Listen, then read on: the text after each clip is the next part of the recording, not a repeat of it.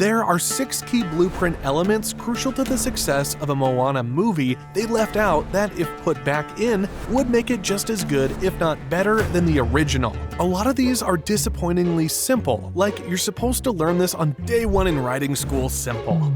Starting with the faceless foe, there is literally no main antagonist. Technically, it was the evil god Nalo, but he wasn't even in the movie until the post-credits. If you're going to do the thing where you save an antagonist for the next movie, there needs to be at least some big villain defeated, so the story feels complete, and so you can make more money. I mean, make a sequel. They had the perfect opportunity to do that with Matangi, the guardian in charge of imprisoning Maui and Moana, but for some reason they made her a good guy who just let Moana go after a slightly above average musical number. She could have pretended to be on their side, but then revealed to be a twist villain or something, which is what I was expecting. And it would be so cool to see a fight between her and Maui, since in the original, Maui rarely ever fights full strength with his hook.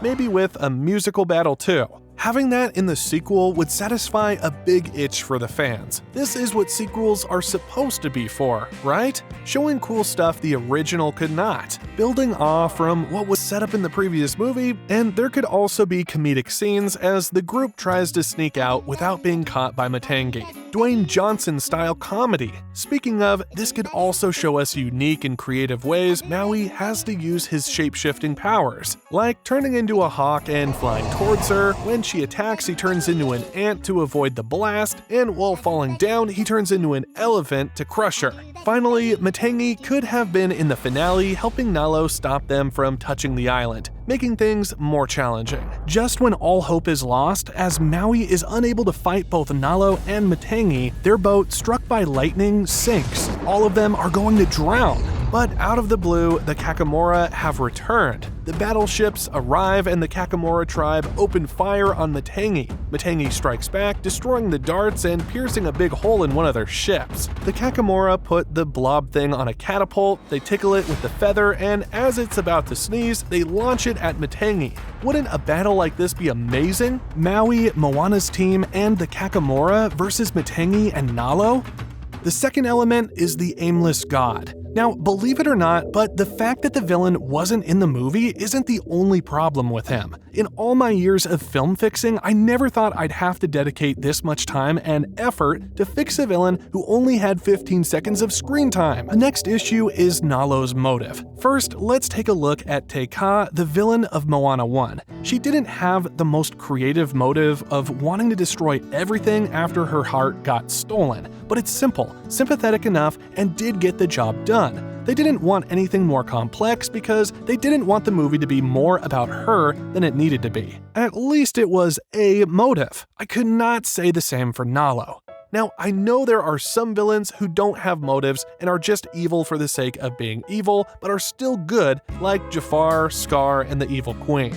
But even they have some sort of twisted reason for doing what they do. So even though they're evil, they at least make sense. Like Jafar and Scar both are narcissists who want to have complete power over their kingdom, and the Evil Queen wants to be the fairest of them all. But Nalo, God knows what he wants. They said he wants to divide the people so he can rule over them. So maybe he's like Jafar and Scar, right? Well, how can you rule over someone if they don't even know you exist? Moana's people literally have never met their quote-unquote ruler, and he has literally never given them any orders to do anything, nor looks like he intends to. So what exactly is he ruling? And what exactly would he want the humans to do, because he's a god and has literally all power to have anything he wants to happen? You see, the difference between being pure evil just for the sake of being pure evil and just not making sense, one is intentional and the other is a result of lazy writing. Let's fix that. Now, my rewritten motive comes from the iconic song You're Welcome. You're welcome. In the song, Maui sings about all the great things he has brought the humans. For the tides, the sun, the sky. The reason he does this is because he was abandoned by his human parents and therefore yearns to be loved by humans, so he brings them all this cool stuff. When the nights got cold, who stole you fire from down below? Nalo, on the other hand, just also happens to be a demigod who was abandoned by his human parents. But unlike Maui, he doesn't cope with that by giving humans gifts to be loved because he was abandoned. He thinks humans are disgusting, selfish, and greedy creatures. They deserve to suffer. He wants to take away all these primal joys like the sun, fruits, the ocean, breeze, and delicious coconuts that humans experience. He's basically the anti-Maui. It would also be funny if Nalo was voiced by Vin Diesel. Take it or leave it. The plot in the actual movie where he wants to divide people is because he wants to take out as much joy as possible, and so they don't share resources and knowledge to flourish. This would be a great contrast and show people the complexity of human nature. Most movies make the mistake of showing humans as simple and binary. If your dreams get crushed, you're going to become a villain. And if something majestic or inspirational happens to you, you're going to become a hero. But humans aren't that simple. If we were, everyone would be living their best lives. Showing the exact same event creating two completely different people would be a breath of fresh air from all the clichéness in Hollywood lately. This would also shed light on the primal and simple joys of living out in nature that we city folk ignore or take for granted, as we constantly see a fight and a story based around those simple joys, which is sort of what the original writers wanted to subconsciously do as they glorified primal lifestyles through the movie, especially in the opening song. Not only that, but we all know when they wrote the original Moana's story, they didn't intend for there to be a sequel, and then they pulled a sequel out of their asses to make money. But a Nalo backstory like this would make it seem planned and intentional, because in the song, You're Welcome, Maui says, Is a map of the victories I win. he says, the victories I win, while showing a tattoo of a monster, which implies that in order to get humans all these good things, he would have to engage in some combat. So it would make sense that Nalo was one of the monsters who was trying to stop Maui from getting humans these good things. And if that's not enough for you, he even says, For the islands I pull from the sea. the islands I pull from the sea. Seems awfully familiar to the plot of Moana 2. Maui could have tried to lift Nalo's curse in the past, but failed. Finally, it was revealed that Moana's tribe used to be voyagers, but stopped sailing because of all the monsters and other dangers in the ocean. Nalo could very well be one of those, if not the major monster making the ocean dangerous by lightning striking all the ships because of his motive I've written. Making the second movie feel planned will be more respectful to the audience rather than the audience feeling like their love for these characters and the Moana story is being milked for profit because the producers know fans will watch the sequel whether or not it's good. So why spend the extra effort making it good? Not only that, but they could also make more spin-offs about Maui's battles with Nalo and dive deeper into their backstories. That way, they can make the money they so desperately desire while also making meaningful and entertaining stories too. Having Nalo's backstory like this also gives me an opportunity to fix the next key element. The most important of them all, in fact, the main character's objective. The objective in the movie was to find an island to connect to its people so nobody would die out, and Nalo, the guy who was supposed to be the main antagonist but was never shown, would be weaker. The day one writing principle is when writing an objective, the viewer should be imagining one clear picture of how things would look like if the main character succeeds. So when they root for the main character, they're subconsciously going, I hope he makes it because then this will happen. When that image of this can't fit into one picture or isn't clear how it would look like, it makes it harder to imagine and harder to root for the main character as they face their ups and downs. For example, in Moana 1, the singular picture was that Moana's island has been saved from the curse, the ocean is safe, and people are allowed to sail to their heart's desire. In The Lion King, the image for the objective is that Scar is dead. Simba is the righteous king, and all the animals are alive and well. In Cars, McQueen has a Piston Cup trophy, got that Dynaco sponsorship, and has all the fame and admiration he could possibly want. There isn't one clear image in Moana 2 because how would connecting with the island's people stop them from dying out? Why are they going to die out? I mean, they were doing fine without them in the first movie. And how exactly will that help them defeat the evil god Nalo? These plot holes make that image of success blurry and harder to root for. The objective also needs to have urgency and stakes. The movie's objective should be a once-in-a-lifetime opportunity that could not be possible before the movie takes place, and cannot be possibly after. The movie must take place in that small window of opportunity to accomplish whatever needs to be accomplished. Because if Moana can go on this journey to find another island at absolutely any time she wants, people aren't at the edge of their seats feeling the urgency, or the significance of the event taking place. In the original Moana, she could not do this before because she wasn't the princess, and her grandma didn't tell her they used to be voyagers, which gave Moana confidence. She couldn't do it after because the curse is slowly eating up the island and the clock is ticking. They did a great job while specifically highlighting that fact. But they didn't do that in the second movie. I mean, they tried, but did a bad job at it this time. While having the grandma give Moana that vision of what is to come, they didn't mention why that would happen, when it would happen, and never showed a smaller version of it getting bigger in the real world like in the original Moana. I'm gonna try to match that level of writing, as well as making the objective more clearly imaginable in one image.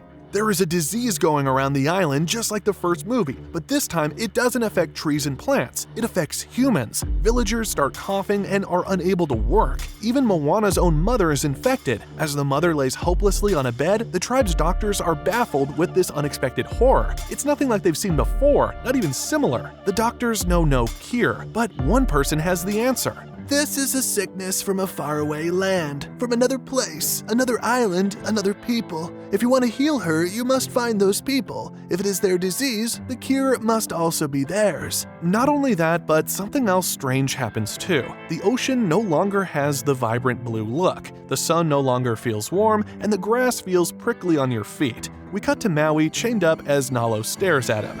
You've had your fair share with these humans. Now it's my turn. We can see exactly why they need to look for that island now and not before. They can't look for it after because the clock is ticking, and there is one clear image in the viewers' minds of the objective successfully being completed, making it easier for people to root for Moana. She finds the cure and cures the village. Now everyone, including her mom, is healthy again. All the primal joys are still experienceable, and they can continue their normal lives along with their new tribe they found. But now I have to address the topic of a story retold. I know this is kind of the same thing as the last movie, but there is a difference because this time it's not like a disease infecting the island. It's Nalo's taking away primal joys, which is a different theme like I explained earlier. Also, it follows the rule of writing sequels, which says things must escalate and be bigger and scarier than the previous movie, because now humans, including Moana's mom, are being infected too. However, there is still an issue. Moana's village and family isn't going to let her venture out to possible death because an old-ass ghost told her to. Which leads me to our next fix, the conflict in the village. Now, what is conflict in movies and how to do it well? Conflict is when the objectives of two characters cannot both be accomplished because they directly contradict each other. In Moana 1, Moana's objective was to voyage into the ocean. Moana's dad's objective was to make sure Moana never goes voyaging. Both cannot be accomplished and directly contradict each other. How you do it well is to make sure that the audience relates and connects with the objectives of both characters or both parties, almost like they're rooting for both objectives to be completed because what both characters want feels so genuine, like anyone in that situation would want the same thing. That clash of emotions creates great viewing experiences and makes things more realistic because rarely in real life do people want things for unrealistic reasons normal people in their situation would not want. They did a great job with that in the original Moana, and that's an understatement because the first 10 minutes of Moana was the best use of this principle in all cinematic history of animations, and is actually the main reason Moana is one of Disney's top hits. Let's analyze everything they did to make both objectives genuine and connectable. First of all, they sing a song about how great the island is and how it has everything a person could possibly need to thrive, like resources, cultural dances, family, etc. So it's not unreasonable for Moana's dad to want her to stay. They show Moana needs to become the new chief, which is a big responsibility, because if she was just some girl, then letting her go voyaging is not that big of a deal. But the leader in charge of the entire tribe, that's a different story. The chief friend even died while he wanted to be adventurous, just like Moana. Obviously, he won't let his daughter go down the same path. The cherry on top is this pile of stones, showing that Moana's ancestors have all taken the same path, and she must do the same to keep the clearly very important tradition going. Now, Moana's side. She has a natural desire and curiosity about the ocean, as any child would be curious about things they're not allowed to do. Not only that, but the need to explore is actually rooted deep in human nature. The ocean literally is her friend. A supernatural experience is for sure a sign that means something. Often in real life, we find ourselves in situations where we are supposed to do one thing or live our lives in a certain way, but our hearts and inner intuition tell us we should live a different way, even though all logical reasons point to not doing so. That feeling is very common and very universal. Almost everyone has felt like that at some point in their lives. And because Moana correctly captures it into a story and makes it the theme, that's why Moana is so popular. Even though everyone did root for Moana in this situation because of that universal desire, it wouldn't have been as effective if all logical reasons didn't point to Moana staying on the island to better simulate what happens in real life and to create that "I know this isn't the best option, but my gut tells me to do it anyway" feeling. If they just showed Moana's dad as an unreasonably overprotective a-hole, like modern-day Disney would have, you really don't get the same feeling because Moana's obviously right and no, but my gut tells me feeling about it. If I had to summarize why Moana 2 wasn't as good as the first one in one reason, this one is why. Now, why don't we look at how Moana 2 tried to recreate this? They threw in a toddler who spawned out of nowhere nobody cares about who didn't want Moana to go. The only writing device to make the toddler connectable is that it's apparently cute. Well, folks, that's the decline of Disney summed up in one critique. But don't worry, I'm here to fix that. I know I can't make it as good as the original Moana because of how beautifully crafted it was, but I can definitely make it better than Moana 2. Starting with their issue of throwing in a new character and expecting us to automatically care about them. Instead of being the most average, generic toddler ever, there needs to be something unique about this one if you want people to care. What if she also had a similar connection to the ocean as Moana? What if she's the only person other than Moana the ocean moves for, even when Moana isn't nearby? In the middle of a musical number, she crawls away while everyone is singing. She goes towards the ocean, and just like Moana, the ocean moves for and plays with her. Moana, mid-song, realizes her sister is missing. She looks for her and witnesses this too. Now, when Moana has to tell her she can't go on the journey, the roles are reversed. Moana is the voice of reason, while her sister is the one with the inner calling. Will she let her come along because she was in the exact same situation a movie ago, or will she prioritize her safety because she's still so little? We could even make a new theme idea out of this. In fact, I'm going to hit 3 birds with 1 stone and fix all the remaining key elements with just one change. A change to make the movie feel less repetitive is that last I remember in the end of Moana 1, people were allowed to voyage again, right? Excuse me, Mr. Chief, when the fate of our entire village is at stake, why would we send only a couple people to try and save us? That really doesn't maximize our odds, does it? Oh, you naive peasant, don't you know this is a Disney movie and the main character can never die? And do you have an idea how much it would cost to animate that? To follow the rule of things must escalate in the sequel, we can have a lot more people to go on the voyage with Moana, tying back to what I said earlier about primal lifestyles, as we see everyone in the tribe work really well together, but the focus would mostly still be on Moana because she is the main character. And when the movie is halfway over, there could be a storm or something that causes Moana's boat to get separated from the rest of the tribe, giving people a chilly feeling and escalating the danger of the story, rather than having her start the journey alone, which is less frightening. Now that a bunch of people are going, Moana's dad insists on going with Moana on the same boat, along with some of Moana's new sisters. At first, things start off fine, but then his PTSD from his friend drowning in their voyage kicks in. He becomes really nervous and starts being overprotective with Moana and her sisters. Like the classic uptight dad being forced into an adventurous journey we've seen work well in many movies, like Poe's dad in Kung Fu Panda, Gru in Despicable Me, and Marlin from Finding Nemo. This would work even better in Moana 2 because we have Maui, who is basically the opposite. He's also a fatherly figure, but constantly charges into danger with Moana, putting everyone at risk, and makes smug comments just like Dwayne Johnson characters typically do. The dynamic between Maui and Moana's dad would be interesting and hilarious. This brews the new theme idea of overprotective parenthood and striking a balance between protecting your kid and letting them explore the world and themselves. While the first movie focused on listening to your inner self and being who you are, this movie will add to that by showing what a parent's role should be in helping their child to do so. But to avoid being cliche like every time this has been done before, it's not just going to be about letting your kid be free. It's going to be about creating a balance. Just like Mr. Miyagi said, in the end of most movies like this, the parent usually lets their child do some crazy move to defeat the bad guy at the end. While it may be entertaining, that just doesn't translate to real life. You should never let your child do that if there is a real bad guy. My theme will give the message that don't grab your child and shove him down a path, but don't let him wander to wherever he wants either, or he'll wander off a cliff, which is what most movies suggest. Instead, point to the general direction in which he should go. Tell him why he should go there, and watch him as he does to point out if he does anything stupid. In my rewritten Moana 2, things go according to the cliché movie formula where Moana's dad sets her free and she executes her plan of action. But the twist is instead of it miraculously working like everyone would expect, it fails and causes some harm to Moana and the group.